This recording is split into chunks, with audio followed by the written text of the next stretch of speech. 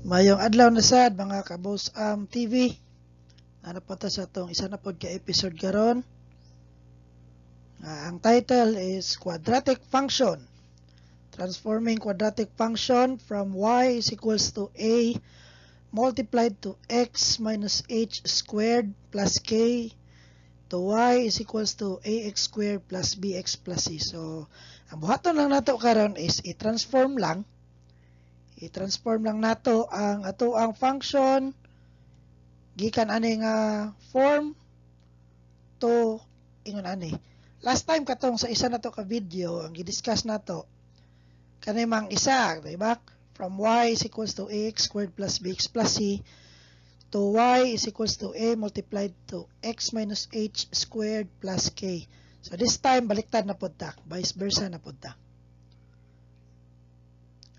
Again, do not forget to subscribe. Sa mga wala pa nakapag-subscribe, subscribe lang sa ato ang YouTube channel, Boss TV.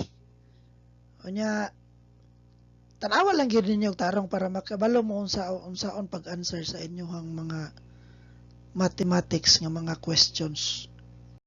Okay. So, magsugod ta. Transforming quadratic function from y is equals to a multiplied to x minus h squared plus k into y is equals to ax squared plus bx plus c. Kani siya medyo sayon-sayon lang ni kaysa atong niagi kay dali lang man siya. Ang ato lang gamiton nato dire is FOIL method. Do not forget FOIL method and distributive property. And also, kung naatay fraction, mogamit yung tag laws of fraction. Okay? Siya. Pwede man po na ninyo i-search sa YouTube. Okay. Let's start. Number 1. We have y equals to 3 multiplied to x minus 2 squared plus 4. Okay? So again, atong buhaton lang is i-transform lang natin siya into that form. Ganyan. Okay? So, i-follow lang nato ang mga steps. Naman tayo mga steps dire. Okay. Step number 1. Simplify the values inside the parentheses. Use FOIL method. Okay? So, i-simplify lang nimo. Kana lang naka-parentheses. Yan lang pong naka-parentheses. Yan. Yan lang. So, gagamit lang po tayo ng FOIL method. Alam naman natin yung FOIL method, di ba? Yung first, outer, inner, and last. Then, sum up mo lang yan lahat. Okay, tapos yung result, eto na yun siya. Y is equals to 3. Of course, yung 3 nasa labas. So, eto ngayon, pag ma-FOIL method mo na yan, yung kalalabasan yan is eto na. X squared minus 4x plus 4. Tapos, isumpay lang nimo ng 4. Idudugtang mo lang yung 4. Yan. So, yan yung step 1. Next, step 2. Distribute the value outside the parentheses to the perfect square trinomial. Okay.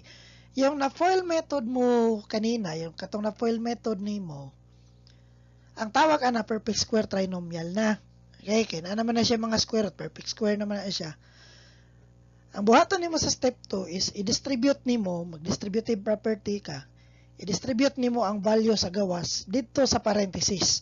Walay labot tong nasa gawas. So, mayon ani lang na siya.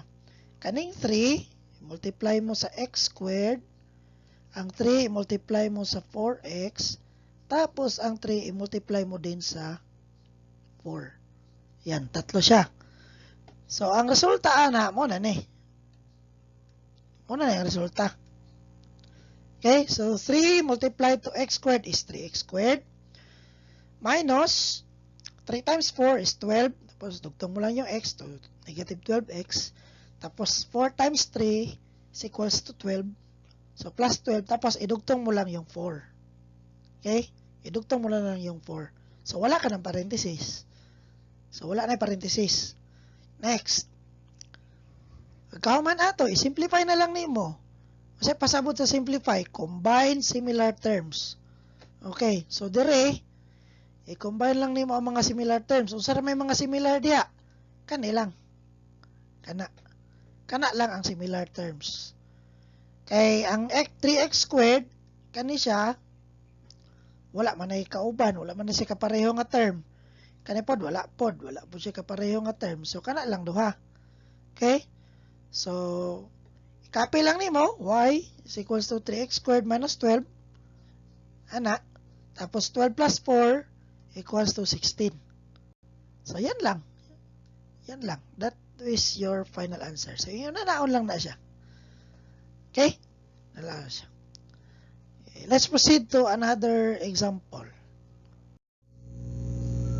Okay, proceed tayo. Example number 2. Okay. So, we have y is equals to x minus 1 half squared plus 3. Okay, so naka-fraction ang ato ang ato ang nasa sulod sa parenthesis. So, alaka mo kabala ka ana. So, don't worry about that.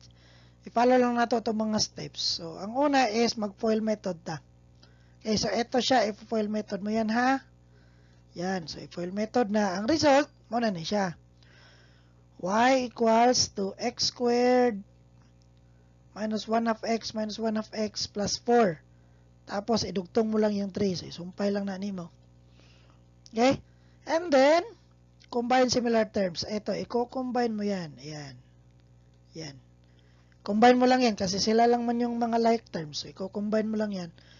Yung result niyan, ito. So, y equals to x squared minus x plus 1/4 plus 3. Okay? Negative 1 half minus 1 half is negative 1. Diba? 1 half plus 1 half is 1. Okay? So, ito yan siya. Muna. Yan siya ha.